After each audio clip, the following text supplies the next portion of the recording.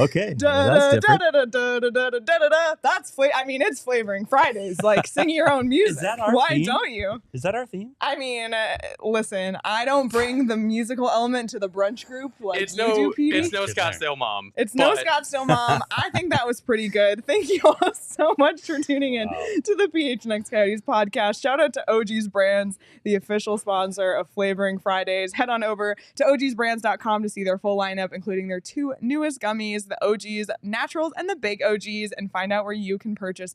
If you liked that rendition of our intro music, hit the like button on this video, even if you didn't, and be sure to subscribe wherever you get your podcasts and leave us a 5-star review. I'm Leah here with Petey and Craig, who is rocking a pair of Shady Rays today on the show. We got Danielle behind the Mac. I don't know if Craig is wearing them because our new lights are bright or because he took OGs before the show and is trying to mask the redness in his eyes. I'm not sure. I'm not going to answer that question.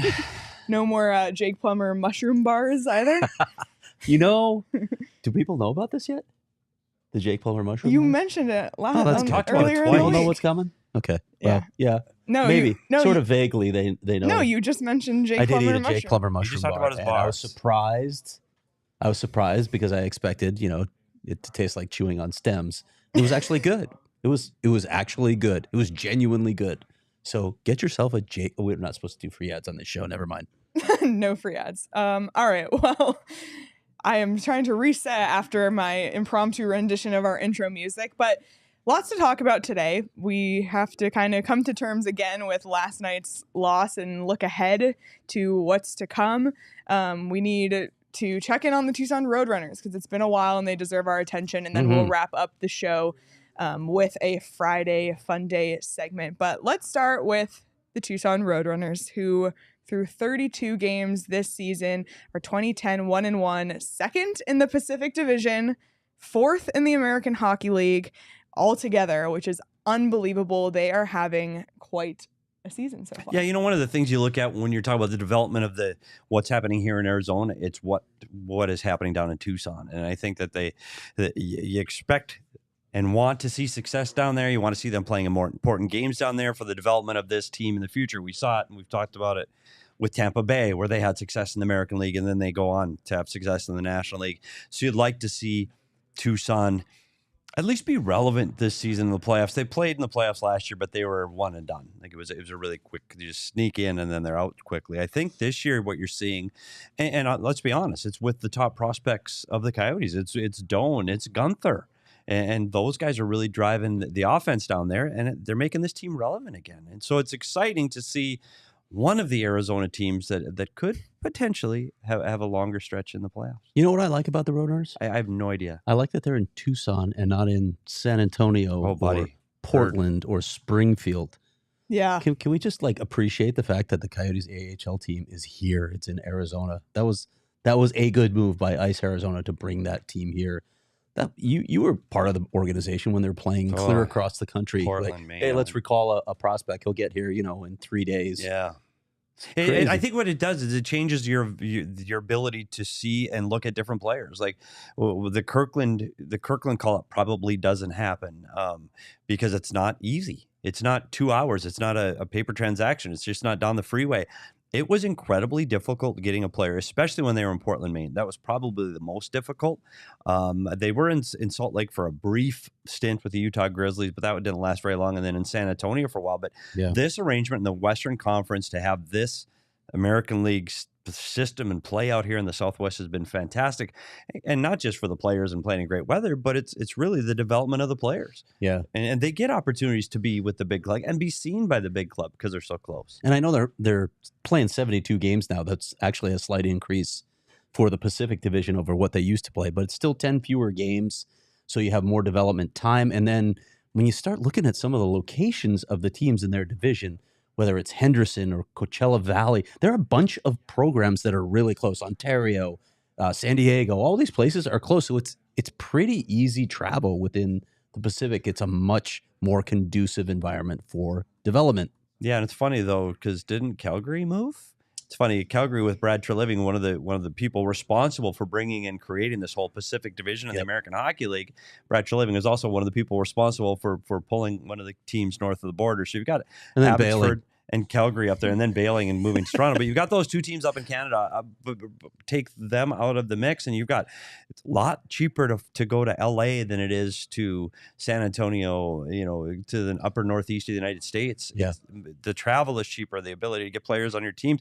Henderson and Las Vegas are a car ride, across town. Yeah. Like it is so convenient for some of these teams. I think that whole division has really improved, and it's really changed. It's also the biggest division in the AHL. It's great, which is really awesome to see. And you want to talk about growing the game. I mean, as someone who was in Tucson when they introduced the Tucson Roadrunners, the city rallied behind this team, and still to this day, there's that fervent fan base there. Did I see they just had record attendance? Yes, they did. That's really cool. Yeah. That's great to see. Really, really cool. And it helps to have a good team like the Roadrunners are this season. That first season, they were really good, had a few solid years. Last season, I felt like every time we checked in, they were in that 5th, 6th spot in the Pacific. So it's really refreshing to look at the standings and see not only are they in second in the division, they're 4th overall in the entire American Hockey League. And the AHL is one below the NHL. So to have your AHL team be strong is a good reflection of hopefully what's to come down the road. You talked about the best prospects playing there right now. Obviously, Dylan Guenther is currently with the Arizona Coyotes, but he leads the Roadrunners in points with 28, 10 goals, 18 assists. And Josh Doan leads the team in goals with 13. So he has 13 goals, 8 assists, 21 points. And their goaltending's been strong too. Matt Villalta, the Colorado Avalanche came in and claimed Ivan Prosvetov on waivers. I think that was a little bit of a surprise early in the season. Hindsight. How's that working out? I was just going to say. All summer long, we talked about Villalta and Prosvetov sharing the net, and it's Villalta's net, and he's been good. 2.71 goals against average, over a 900 save percentage, and 15 wins on the season. And I mean, you look down the list, you have Aku Ratu, up there in points. You have Victor Soderstrom leading the defensemen in points. Jan Yannick is being productive offensively. So I don't know. It's exciting. It's an exciting time to be a Roadrunners fan, and an exciting time to look to the pipeline for the Arizona Coyotes. One of the things, though, and you brought up Matt Villalta, it's interesting because if not for Prosvetov getting picked up by the Colorado Avalanche, it might not have given him the opportunity to play the way he's playing right now. Yep. And when you talk to the head coach, Steve Potvin, and he says, hey, when Villalta's in the net, we just feel confident. We trust the guy implicitly. He's great in the locker room, great guy, and he's really taken his game to a different level. And I think the goaltending, hey, you can say what you want about Ivan Prosvetov. He's athletic, he's quick, all of those things were true. He in a game, he'll make 10 grade A bell-ringing saves he shouldn't make, and he'll give up 2 from the red line. And that's what Ivan Prosvetov is and has been down in Tucson. So I think it was time to move past Ivan anyway. I really believe that. I think it was time, and I think the Matt Villalta that has really shored up this team, and I think that's been able to propel them to the top of this division. But when you talk about Leah, a couple players at the top of the scoring, Guenther and Doan. Guenther is a guy we didn't think would be there at all. Yeah, thought he'd be here. Doan was a guy was in college a year ago. He was in college at ASU, and you're thinking, okay, he's going to be a 3rd, 4th line guy here. He's going to take him a while to figure it out. Not that I'm disparaging him at all.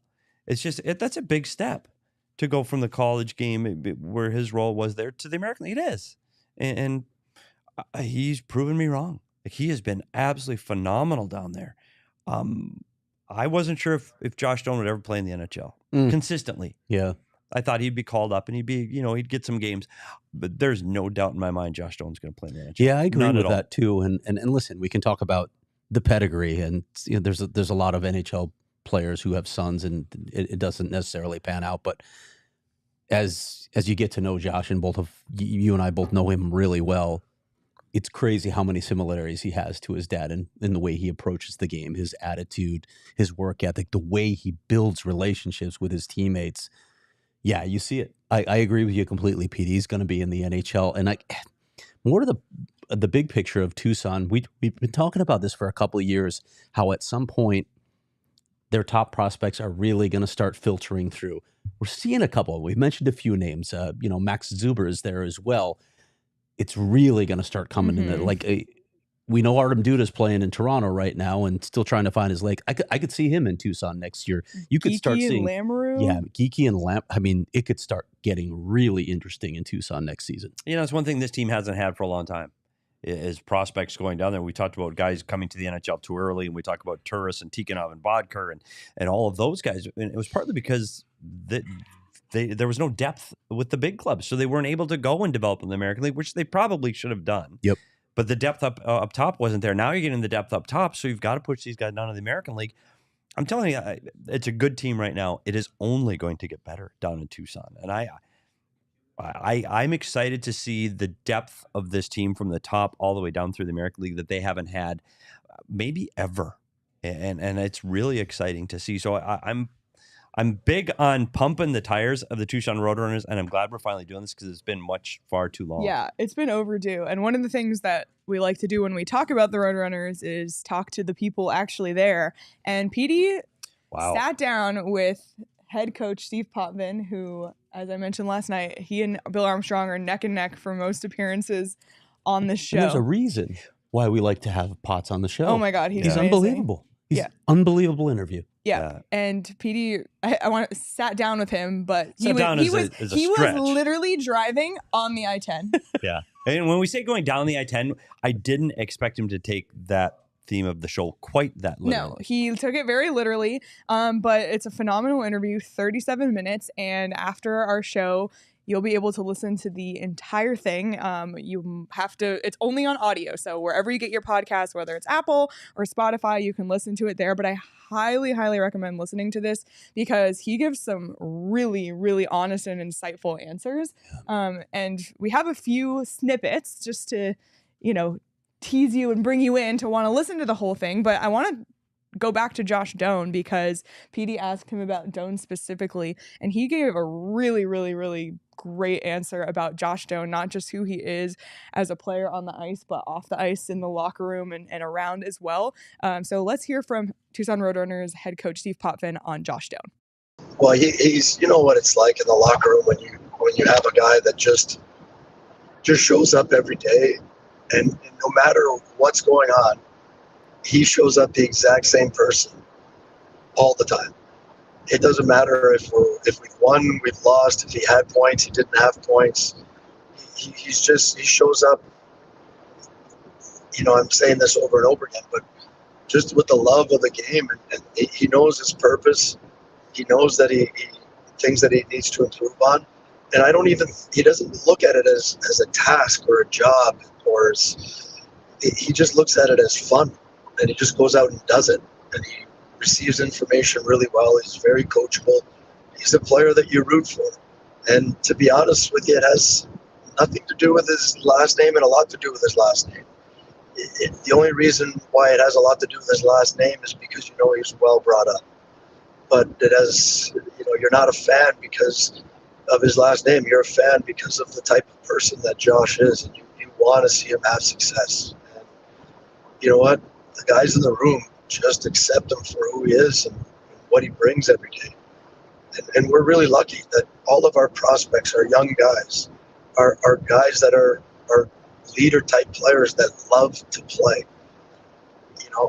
And when they love to play and they compete as hard as they do, it just elevates the mood of the room. They're not playing because we have to play them. They're playing because they're earning it. They're a major part of the team and they're major contributors. So it's been a lot of fun coaching Josh, and Josh is having a tremendous year. And it's a matter of time before he becomes an NHL player. And I know when he gets up there, he'll be the same as he was here, just a happy-go-lucky guy that goes about his day, competitive, hungry, enjoying being a hockey player. those are hard to find. And it's funny that he said when you talk about his last name is part of his legacy and part of his curse. But we talked about other players that have had kids that are National Hockey League players that have kids coming in, and their expectations are that they get things handed to them. Or entitlement. Yeah, why am I here in the American League? My name is so and so. I shouldn't be here, and even if I am here, I'm going to act differently. And because don't you know who I am? It happens. Trust me, it absolutely happens. Not with Josh Doan. Nope. Not at all. Like his willingness to be, yeah, I'm fine. You want me to do whatever? I'll do whatever you want me to do. And I think that's part of the reason of his success down there. And it definitely, it shows when you said, part of his dad is rubbed off on him. That's who his dad was. Okay, Yeah. well, tell me what to do and I'll do it. We should give credit to the other half there as well. Andrea's unbelievable. They're unbelievable credit, parents. buddy. Yeah. Let's go ahead and say it. Exactly, Andrea. Yeah, exactly. But no, Yeah. it's good to hear those stories, and it makes you excited to root for people down there that are not just good hockey players, but they're good citizens and good guys in the locker room and good people, and that's who you root for. Yeah. Can I ask a question about this video? Oh my gosh. Was the background actually moving? You know how you see those cat driving videos? Yeah, where- I it's was like, thinking yeah. green screen, and he was just pretending. we got to find out if Potts is using a Oh green my screen. God. while he's Yeah. trying- Oh my God, Unreal. it was like, So funny. yeah. But one more thing on Josh Doan, he was captain at ASU. He goes down to Tucson. He's a young guy, but I'm sure he has that leadership quality to him. And then we saw how he was at development camp. He was kind of a leader there as well. Mhm. And when I think about this season in particular, Logan Cooley is in the lineup, and he's really the first of that next wave of young guys. There's young guys on this team, but nobody young. And I think of a guy like Josh Doan as already at his age, a leader that when that young group comes in, he's going to kind of be that one like guiding the ship with them. Mhm. And I feel a lot of peace with that because Yeah, and I think that's who what he is. And one of the things that he gets from that leadership is clearly his dad's been the longest tenured captain here in Coyotes history, but he knows what it takes, and he understands the way you treat people, and he understands the way you treat teammates, and he understands what hard work means, and all of those things that I think a leader needs. He clearly at development camp with some big name draft picks, and the Geeky and Cooley and all these guys. Josh Doan led that group. He just did. And now you think about 2 years down the road, 3 years down the road, and you're talking Cooley, Yeah. Guenther, Geeky, Lamoureux, Simashev, Boot, Doan. You're like, oh my God, this might actually be kind of fun. Yeah. And yeah, I could see Josh Doan, whether he's a top 6 forward or wherever he fits in the lineup, I could still see him being the guy that pulls this group along. And I just wish we could go in a time machine and get there Yeah. because I'm ready. This is taking a There's very a lot long of pain time. in between. Yeah. And there's gonna be a lot of pain over the next few months too. Yeah. So Oy. buckle up, Buttercup. Oi. We spent a lot of time this week talking about Dylan Guenther, but Steve Potvin told an unbelievable story about him. When he originally got sent back down to the Western Hockey League last season, and Craig wrote about it. He wasn't happy, but he was pissed. Yeah, And he to didn't put hide it. lightly, Yeah. Yeah. But not he was pissed, but he wasn't arrogant. You know what I mean? He wasn't arrogant, and he didn't pout. He yes, that's used right. it as fuel. He did. Amazing attitude. And it hasn't gone smoothly for him. Maybe like everyone dreams of you leave juniors, you make the NHL, and you win the Calder Trophy your rookie year, and that's just not how it goes for everybody. And Dylan Guenther got sent down after training camp to the AHL, and not only can I say I'm sure he wasn't happy about it. Steve Potvin said he wasn't happy about it, and this little anecdote is so good. I wanted to include it on the show. This is only just scratching the surface of what he talks about with both Guenther and Doan. But Steve Potvin tells a great story about Dylan Guenther. So let's take a listen. Oh, well, you know what? I think he was, like you said, he was probably a little bit irritated with the situation. But I got to give credit to management for really trusting the process. And, when you draft a good human and a good player like that, a lot of times it's hard to let him go. And it's, you want to see him grow right under your eyes, right under your nose. And I got to give credit to management for trusting the process, letting him come down and really work through some of the pain and some of the things that they clearly identified he needed to get better at. And, there's a little resistance there at first because, you think you can do it the way you've always done it. And I say there was a little resistance. The resistance didn't last very long. I'll tell you, he jumped with both feet at trying to get bigger and stronger. I can tell you a story after a game in Ontario. It's an hour drive to LA, and we've got a flight in the morning. And so I was back to Phoenix to get back to my family, and the boys were flying back to Tucson. And so I went downstairs. I think it was like 12:30 at night after the game, 12:30 in the morning after the game. And I was setting up a shuttle for my ride home in the morning, or my ride to the airport in the morning. And I walked by the gym, and there's Dylan working out. So, he didn't take the information lightly, and he just dove right in. And so he worked hard at trying to get stronger and better and bigger. And then, with the stuff that, again, give credit to management for clearly identifying what he needed to work on in order to play in the NHL. Sometimes to receive that information as a player is tough. And this is where you got to give credit to Dylan for accepting the information and really doing his best to make it happen. And of course, it's not going to happen overnight. You still kind of always done, but the minute that the light bulb went on and he really bought into it, he started to really elevate his game. He was always getting points, but in the last week and a half, 2 weeks before he got called up, he was on a different planet. He played completely different.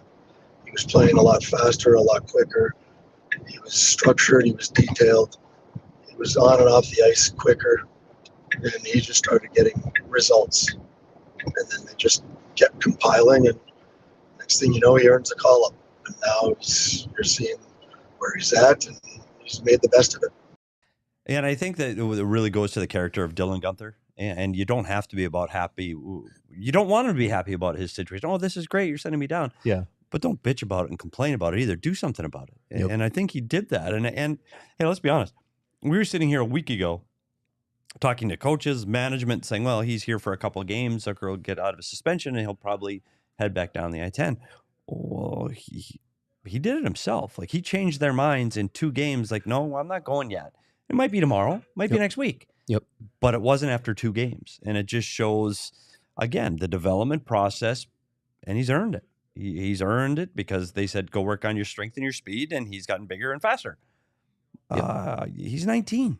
That first game up, talk to anybody in the organization, coach, GM, development guys, they'll all tell you he was the best player on the ice that night. Yep. That's a hell of a statement to make. Yeah, you couldn't say that a year ago, Craig. You couldn't. Yeah. And he had so many things he was great on the power play last year. Great. When he had room and time and space, he could execute. And now he can do it 5-on-5. Yep. And again, he's not ready yet. It's 19. Going back to the American League and playing in playoff games is going to be important for Dylan Guenther. Mm-hmm. Whether he's here for another 3 weeks, another month, he's going to be a part of this team's playoff run because he's eligible to go back down, and he will. I don't see any way that Dylan Guenther's not part of the Tucson Runners playoff roster. I just don't. But it just shows that he can get better and he can improve and he can put the time and work in to build his game up. And I think that's exciting for Coyote fans to see what Dylan Guenther can be. He's got the shot. Now can he get the speed? Now can he get the strength so he can get the puck more often so he can shoot more? All of those things are happening to him down in Tucson. So I'm really impressed with the kid, but I'm excited to see that the path isn't over for him down in Tucson. You mentioned the shot, though. Can we just enjoy the fact that they have a guy with just a world-class shot? How many guys have you, when you coached, how many guys in this organization had that kind of shot? In 25 years, 3 or 4? Yeah. Like, it's so rare. The one he rang off the bar last night? Oh, my God, was that a shot? But how did he shot do it, though? It was in the first game, too. Craig, like, we're bigger than he is. Like, how does he do it? I don't know anymore, buddy. I mean, maybe down here. Yeah, that's true. But I don't know the mechanics of it. I just don't understand. Like, you talk about Keith Tkachuk, and you talk about a guy that could put some weight behind his shot. Or Brett Hull played here briefly. I know I'm not including him with the guys that could shoot. But my God, he had some weight and strength behind his shot. Jacob Chikrin could fire a puck. But again, he's a big, strong guy. Dylan Guenther isn't this big hulking character. He's just got what his advantage Mechanics. is, his ability to move his hands so quickly. He's got that little Austin Matthews wrist curl where he could pull the puck in and release it so quickly that it just beats goaltenders. Yeah. It's amazing. His accuracy is fantastic. It is one of the best shooters accuracy that they've had up front in recent memory. Yeah. And it's fitting that his nickname is Gunner. Yep, it all fits. But I promise this isn't the last that we will talk about the Tucson Roadrunners. We are trying to plan a day to go down to Tucson. Hopefully we'll do another meetup at the Illegal Pizza on University like we did preseason, which was great. So more information to come on that. And of course, we recommend that you go listen to that interview with Steve Potvin. Subscribe wherever you get your podcast. It's an audio only interview minus the 2 clips you got to see of him driving his Tesla down the I-10. But it's a fantastic interview, and those thoughtful answers, it's only more of those in the entire thing. So again, take a listen to that. I'm going to say one thing because you did bring up the Tesla, and I it's always safety first here at PHNX. So before the interview, actually, before we started recording and he was in his car, I was not planning on him being in his car. I thought we were doing it from his office, but that's fine. I said, Steve, we can wait till later. I want safety, and you're driving your car. He says, it's a self-driving car. And he said, don't worry. I said, oh, okay. Hey, by the way, he's just following the lead of the head coach in Arizona who rides his motorcycle in flip-flops and shorts. Yeah. And if you haven't heard that interview on Bare Necessities, good grief. So good. And you get to image Coach Tourigny in full leather. It just goes in a really bad direction. But I asked for that photo and he said it doesn't exist because I do encourage people to listen to this that are fans of this franchise to see what he has to say, and he's candid, and he talks about Soderstrom, he talks about Villalta, he talks about what's coming up through the pipeline, he talks about playoffs, he talks about players he's had like Carconi and Michelli. Like, he had an opportunity to talk about a lot of different things. He was honest, he was sincere, and he gave very long, thoughtful answers. Yep. So if you're I encourage people while you're driving around town, just download it, listen to what Steve Potvin has to say. Yep, absolutely. Well, we talked about Josh Doan. His alma mater, ASU, is playing Cornell this weekend. Big series, and you can actually bet on these games. Covering it. Yeah. Raz is here, live studio audience. He'll be covering it, so follow him on Twitter. But this is going to be my DraftKings pick of the week. I'm going to take the Arizona State money line, -125 against Cornell. Cornell is -105, so it's a pretty neck-and-neck matchup here. If you want to bet on that, you can do so over at the DraftKings Sportsbook app. You can also bet on the over-under, the puck line, all of that on NCAA, and of course, all of the NHL games are on there as well. You can bet on either of the 2 games tonight or all the games this weekend, including the Coyotes tomorrow versus the Wild, which we'll talk more about in just a moment here. But if you haven't downloaded the DraftKings Sportsbook app, do so now with the code PHNX. New customers can bet just $5 on the NHL and get $200 instantly in bonus bets only on DraftKings Sportsbook with code PHNX. The crown is yours. Gambling problem? Call 1-800-GAMBLER or visit www.1800gambler.net. In New York, call 877-8-HOPE-NY or text HOPE-NY 467-369. In Connecticut, help is available for problem gambling. Call 888-78-97777 or visit ccpg.org. Please play responsibly on behalf of Boot Hill Casino and Resort in Kansas. 21 plus, age varies by jurisdiction. Void in Ontario. Bonus bets expire 168 hours after issuance. See dkng.com/hockey for eligibility and deposit restrictions, terms, and responsible gaming resources. NHL and the NHL Shield are registered trademarks of the National Hockey League. Copyright NHL 2024. All rights reserved. And if you want to go to the game, check out Game Time. Game Time's the best place to go for all of your games and concerts in the area. And I tell you what, it's the fastest growing ticketing app in the country for a reason. We have all used it. I use it. Thanks, Blink-182. To make me feel young again. And it was easy to do except for the stress because I waited. And yes, they did get cheaper. Closer you get to the game. That's why I call it Game Time. Closer you get to the game, the cheaper those tickets will get. Snag those tickets without the stress. Use Game Time. Download the Game Time app, create an account, and use the code PHNX to get $20 off your first purchase. Terms Apply. Again, create an account, redeem the code PHNX for $20 off. Download Game Time today. Last minute tickets, lowest prices guaranteed. And I tell you what, once you get it and see how easy it is to use, you will use it for anything you want to. Hey, you want to go to Diamondbacks game right now? Yeah. On a Tuesday at 2? Yeah, let's go. It's like $5.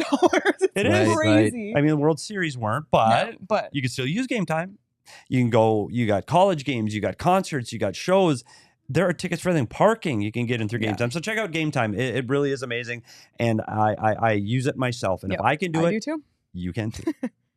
All right. Well, we vented a lot of our frustrations from last night's 6-2 Coyotes loss to the Calgary Flames, and they have a really important matchup tomorrow. I'm sure the team is on the flight right now as we speak, headed to Petey's home state of Minnesota. I wonder if my mom's ready for him.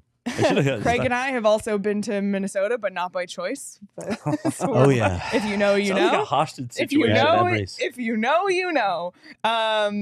But we talked last night about maybe potential changes that need to be made or messages that need to be sent or what Andre Tourigny had to do to get this team right, because this was a 1-4 homestand where they otherwise have success against a team last night that was below them in the standings. So Craig, I know that you had spoken to Andre earlier today. What was the focus of what you were wanting to get from him? I remember him telling me earlier this season, when we were talking about the culture and everybody was lauding him for the job that he was doing. He said, this is the easy part, building culture, stripping a team down and building culture. That's the easy part. The hard part will come when there are expectations. Well, I'm not saying there are cup expectations for the Coyotes or even, you got to get into the playoffs, but they're around the playoffs at this point. They wanted them to compete for a playoff spot. So there are some expectations. And when you come off a 1-4 homestand, particularly the way they lost those 4 games, what sort of pressure does that put? We talked a little bit about that today. I know you have a clip ready to go. Yeah. He had some insightful answers. Yeah. So Craig asked him about that directly. And he, in Coach Andre Tourigny fashion, gave a very insightful response. So let's take a listen now. It's same thing than being parents. You're into it, Craig, when you say to your kids, don't do this, don't do that. What happened when they do it? You told them to not do it. You prepared them, you told them, but they need to live their experience. So at the end of the day, you give them values, you give them guidance, but at the end of the day, it's their own decision. You know what I mean? And hopefully the value you give them, the way you raise them, the way you show them appreciation and how they're important for you, hopefully they take the right decision. But at the end of the day, it's their decision. And if you want to take the decision of your kids every day, what happened at some point? When they have to take their own, it's a mess. So that's not the way we want to raise our team, and that's not the way we did in the past. It's not the way we'll do it.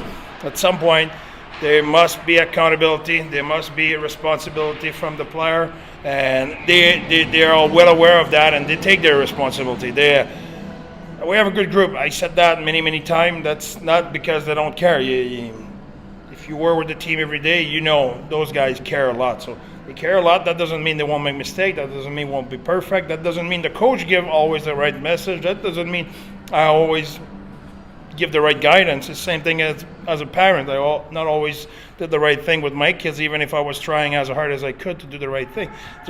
That's calling being human. So I think we're all in this together. It's not about the player or the coach. It's about our entire organization. We care a lot. We want to do the right thing, and we have a tough week. So it's not the end of the world. It happened to every family, but let's giddy up and get out of it. You mentioned accountability, though. What does accountability look like after a game like that last night, after a homestand, 4 or 5 games like that? Well, for us, it was more discussion than anything else. A few days ago, it was about putting our working boots and go on the ice and competing. Today, it was for us establishing what's our goal, how we have to play, realign a few things in our game. That sounds simple, but it was not as simple as that. But it's what it is. I think we have an identity we built in the last 2.5 years, and we need to be true to that, because that is what people say when they say good thing about us. That's what they say. They talk about how relentless we are and how we never quit and how we're tough to play against. And when we try to be someone else, it doesn't work. It's the same thing for any of us here. When you're yourself and you're the best version of yourself, you're pretty good. You do a good job at whatever is your work. Well, same thing for us. would probably say, oh, I want to see changes. Let's see changes in the forward group. Let's see changes in the deep pairs. What's your own approach to that? Is that just reactionary and unnecessary? Yeah. You can change your clothes. You're still the same person. You know, I mean, that's for me. I'm not saying that is not a tool too, but that doesn't define who you are. You know what I mean? We tweak a lot of things lately. It's that doesn't look like it works really well. So for us, it's about what's going on inside ourselves, and the player are aware, the coach are aware. I trust those guys. I know they care a lot. Now doesn't mean it's easy, but that's why we love it, because it's a grind and we put everything we got in it. Some insight there. We were out at practice today, obviously, and I know this will maybe come as a surprise to some people, but the defensive pairs were the same. I know some people want to see some changes out, and hey, listen, they may not be wrong. Some changes back there may be warranted at some point. And I know we're going to talk about Matt Dumba at some point here soon. We have a clip from Matt Dumba, so let's just talk about the elephant in the room right now. The analytics aren't good on Matt Dumba. The eye test isn't good on Matt Dumba right now. So why is he still in the lineup? Probably a few things. He's a veteran, first of all, and you're hoping he'll play through it. You're probably hoping, at the very least, that you can get him out and give you an element that you need in this lineup. We talked about the couple games where we thought maybe he was turning the corner. He's a big hitter. He was staying back. He was playing positionally sound, and you thought, oh, okay, this is the Matt Dumba we were hoping for. But then he got away from it again. Maybe they're hoping he can get back to that. From an outsider's perspective, you also think, okay, we want some trade value for this guy. If we're going to move him, you got to get him playing well, because I don't know what the value is for Matt Dumba right now. But when he talks about we've tried some changes, and they've made a lot of changes up front. They've made some changes on their defense pairs too. We've seen Josh Brown go out of the lineup. Yusuf Valimaki went out of the lineup. The one guy that's in there constantly is Matt Dumba, and I know we talked about it last night, but guys, there has to come a point where you say, hey, this is hurting the team, doesn't there? I think it's interesting that they're playing Minnesota next. And if Matt Dumba can't play against the Minnesota Wild, then it's time. Because this is one, if he can't get up for and play some of his better hockey, I don't know what else you can do to motivate the guy. And it's not like he's not working or trying. Yeah, I don't think that's the issue. There are a lot of mental mistakes. Yeah. And he's just making poor decisions with and without the puck. And it's, hey, I'll be honest, it's not just Matt Dumba. There are a lot of players on this team, especially last night, that were making bad decisions and making mental mistakes. And this team wasn't ready to play last night. They're going to have to be better as this goes on, and that includes Matt Dumba. I am going back to something you said earlier, where you said, well, this is where the coaching, now that there's some expectations. Yeah. This team has been in a playoff spot, and you go, okay, now they're falling out of it. And you go, okay, coaches, what are you going to do to fix it? And I don't know if you look at their roster and you still go, okay, it's one of the lowest salaries in the entire league, lower than all the teams that are in the playoffs right now. And you go, okay, maybe they exceeded expectations early in the season with a roster that wasn't really built to be a playoff team, according to general manager Bill Armstrong, even, that it wasn't built to play a team. And maybe this is what they are. And it's not that the coaches or anybody's let down. This is what they are. And they just outperformed early in the season. I do want to see how Coach Andre Tourigny handles this, because this is, for the first time ever, that it really matters. Yeah, and I agree with all of that. We've talked about the deficiencies of this roster. We mentioned it last night. Do they have a legitimate top line player? Maybe Clayton Keller. Do they have a top pair defenseman? No, they don't. Those are big deficiencies on a team. But what you don't want to see, Petey, and what you were hammering last night, is just bad decisions, just carelessness. That part of the game has to come out. This is a team that cannot play that way ever. And there's really no excuse. You can't say that a talent deficiency leads to that. That's just not being prepared to play. That's not making the right reads. And that part of it, to me, is the inexcusable part. That part has to come out of the game. There have to be repercussions for guys who do that. So how do you handle that? That's part of what I was getting at with lineup changes. And I don't know, maybe something will come down the road here, but it feels like we may be near or already at that point where some hard decisions need to be made to at least get these guys focused again, because that was a horrific homestand. But don't you see, it's interesting when we talk about a coach making a decision like that. There's one guy in the league right now that I can think that does that. It's John Tortorella. Does not matter who he is, where a guy was drafted, where he is in the lineup. If you're not following the way we want to play and the rules that we play by, you're not going to play. And the one thing people, John Tortorella is a dick, and he's, you know what? No, John Tortorella is an unbelievably honest human being, and he's an honest coach. Here's the rules, play by them or don't play. Yeah, it's not on me; it's on you. And people get so upset with John Tortorella about the way he he kept this guy in the lineup. Yeah, well, the guy sucks. Yeah, and I'm interested to see even. You go back here, and Bobby Francis was a coach that coached some of the biggest egos that have ever played in this organization. That's Tkachuk, Roenick, Tocchet, those eras. Bobby Francis, as a bench coach, was phenomenal. Keith Tkachuk was I still think he's a Hall of Fame player in this league. If he was playing poorly, making a mistake, and dragging his team down, he sat on the bench.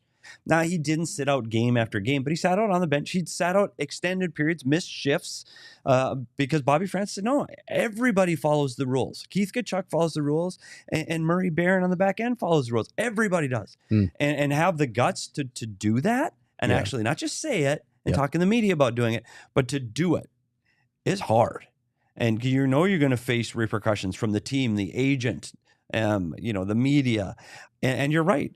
At some point, you have to discipline. You can call it discipline, or you talk. It's Keller, it's Dumba. It has to be those players held to the same standard of accountability. Yes, they get a longer leash because you know what, you need those players in the game, but you can only take so much. And I go back. I know you've been talking about Dumba. I'm going to talk about Keller again. 20 seconds into a game last night that they need to win, he can't make that mistake. Yep. He just Agreed. Can't. That puck has to go to the net. It's got to go below the goal line. You ask everybody to play a certain way, and he made a mistake that puts you behind 20 seconds into the most important game at that point of the season. And at some point, you got to go, Kel's, we need you. You're our all-star. You can't play like that. Matt Dumba, you're expected to be a guy that leads from the back end here. You're not doing that. At some point, we have to hold you accountable. Otherwise, I look stupid as a coach. And I think that it's not there yet, but it's pretty darn close. And if they don't shore up some of these things over the next 3 games on the road, some of those changes are going to have to be made. That's my thought. I know Matt Dumba has been source of a lot of frustration for Coyotes fans this season. There were a lot of high hopes for him coming in, but it's always tough moving to a new team, and that's something that he spoke about yesterday after the morning skate. And Craig, you had asked him how he evaluates his own game so far this season. So let's hear from Matt Dumba on his evaluation of his game. It was hard coming to a new team at the start. Switched everything. The systems, you kind of get locked into it and build habits. From playing a certain way for as long as I did, or within a certain system. So it was a little bit of getting through that, but I feel more comfortable in my game now, and kind of understanding my role here. And that's kind of everything that had to shake out at the start of the year too. And now, being with Tourigny or Mo, whoever it is, at night, and understanding that, you're going to have to do a job against the top line, and play some good minutes, and just be very efficient, and try to play a really good defensive game every night.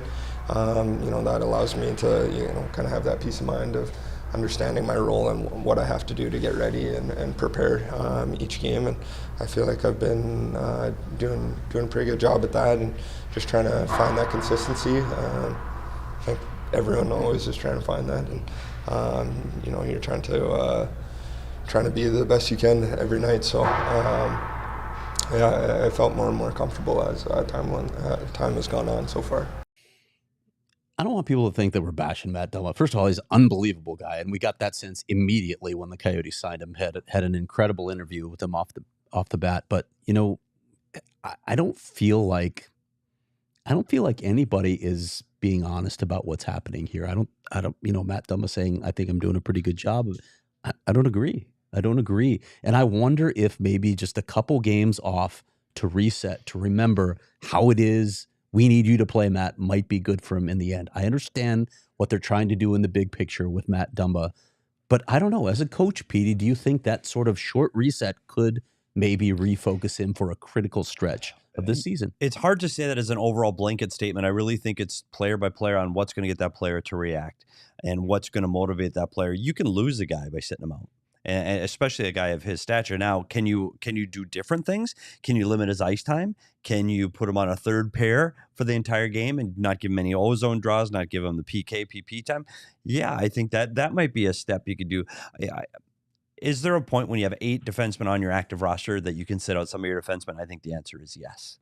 And I think that to Matt Dumba, a guy that's a veteran guy that understands the league, and you have to, the one thing that a coach has to do, and I've seen it both ways, I think you have to communicate. If you're honest with a player and you can look him in the eye and tell him what and why and what you're doing, and you have to believe in it as a coaching staff, then it's effective.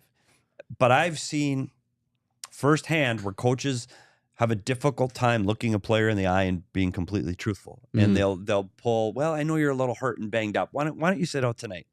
Instead of saying, you know what, you suck right now. We're out of lineup. Yeah. And I've seen it.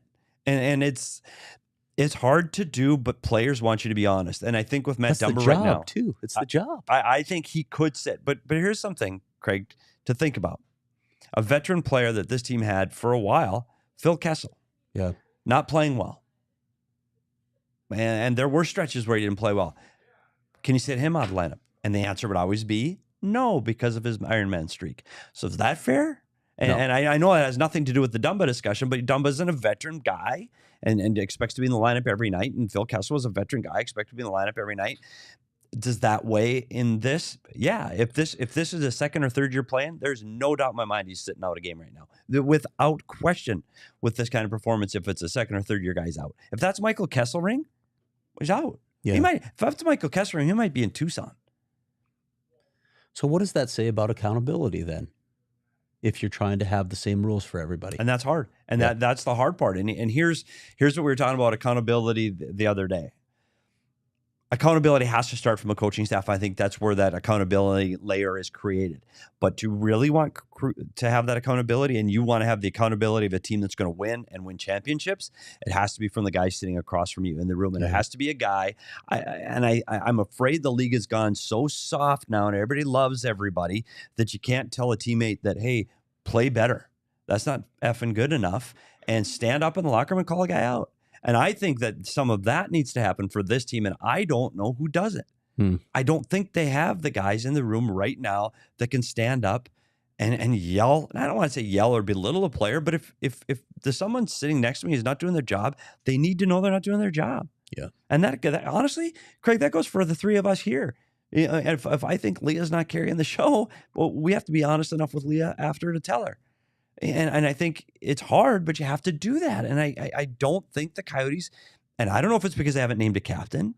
I don't know if they don't have that. They talk about this group leadership. Well, I haven't seen it. They needed to have a closed door meeting.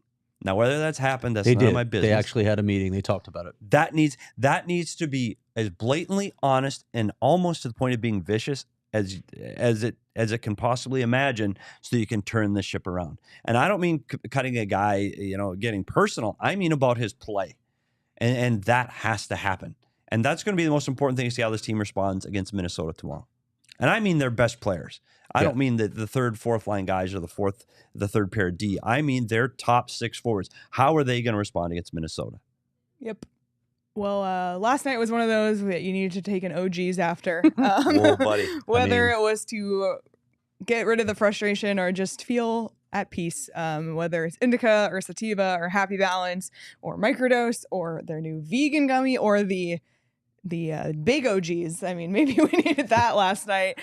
OGs had something for everyone and delicious flavors as well, locally scratch made here in Arizona. So to learn more about OGs gummies and where you can find them, head on over to ogsbrands.com. I talk about flavoring Fridays. It's almost the weekend. So if you're talking about the best flavor in the Valley, it's Sunburrows. Sunburrows is family owned and operated and was voted America's most loved. Arizona's, not America's. That's a little broad for an Arizona restaurant. Sorry, Could Danielle. be, though. Arizona's most loved Mexican restaurant. And by our resident Mexican at PHNX, it's voted her top Mexican restaurant as well. Some Burros. If it's good enough for Danielle, it's good enough for you. That's true. Let Some Burros cater your next meal, big or small. And you know, if it's my house, Craig, we talked about this last time, it's small because I'm not inviting you to my house ever, although you did came one. And then you've got that St. Patrick's Day where you invite everyone. Yeah. And not only invite us, but you expect us to be there. Some Burros should cater this. Whether we want to or not. That's the case when you get invited somewhere. Yeah. And Some Burros could goodness. actually cater that because they handle all your catering needs, big or small. Order online or find one near you by visiting someburros.com. Oh, man. All right. Well, we'll wrap up here so we can let the Sun Show go live. But You know what? They're winning.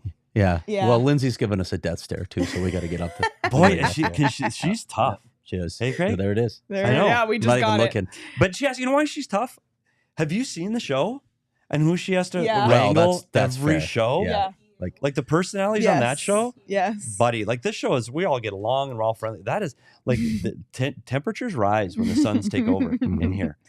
Oh, boy. But stay tuned for him though, because Flex is here. Gerald's actually in studio. Yeah. Instead of with his little stick mic.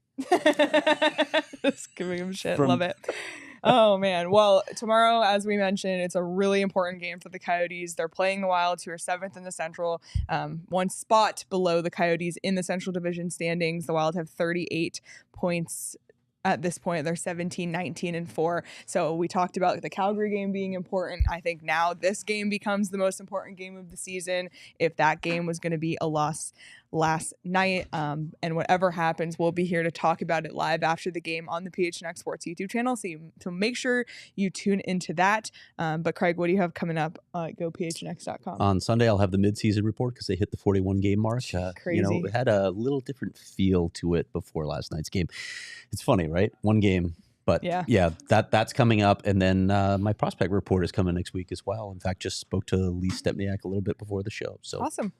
The prospect report, of course, is for diehards only, so you must be a diehard to read that. One of the many perks of being a diehard, such as Discord access, 20% off events, and merch, diehard exclusive merch. We haven't talked about that in too long. The zip up for diehards only. Did you know that there's diehard exclusive merch? Because there is. You need that right now in this cold Arizona winter. It's almost 50. It's chilly. But People in the Midwest right now are giving me the finger. we're going to be in studio tomorrow. What time's that game? It's a 6 o'clock it's game, a right? 6 o'clock game. Yeah, You know what? some of us will be in Hell with it. studio. No, you're not coming in studio? No. Okay. You know what? Let's do a live chat during the first period Oh, tomorrow. yeah. We'll do that tomorrow, too. Okay, so In the mark your Discord channel. calendars. Before basketball takes over, one real quick note for the Minnesota Wild, something to look for. They are missing Kirill Kaprizov, Jared Spurgeon, Jonas Brodin, and Philip Gustafsson. They're starting goalie, their Are top those two guys defensemen, important? and their leading scorer. All out. Right. So, in other words, you're telling us Their leading scorer right now is Eriksson Ek. Who? Coyotes better win this game, right? This is as big of a must-win. This is a response game from their horseshit Agreed. performance against Calgary. They need a team that's below them in the standings that is missing their top forward, their top two defensemen, and their top goaltender. They need to win this game before they head into Calgary. Yep. Matt Dumba makes his return to Minnesota after playing there for 10 seasons. Can he get up to play like Petey mentioned? A lot to look out for. So it's going to be a really interesting one tomorrow. But in the meantime, everybody go listen to Petey's interview with Steve Potvin wherever you get your podcasts. Again, like, subscribe, and follow there. Be sure to give us a thumbs up on this video, whether you're watching live or later on YouTube. It helps us out immensely. And be sure to subscribe to the PHNX Sports YouTube channel so you never miss when we go live and you never miss any of our extra content as well. You can give us a follow on Twitter at @SPetersHockey, at Leah Merrill, at Craig S. Morgan, at Abrica Danielle, and you can follow the show on Twitter at PHNX_Coyotes. Enjoy the rest of your Friday, everybody, and we'll see you all tomorrow. We all silly like the mayor.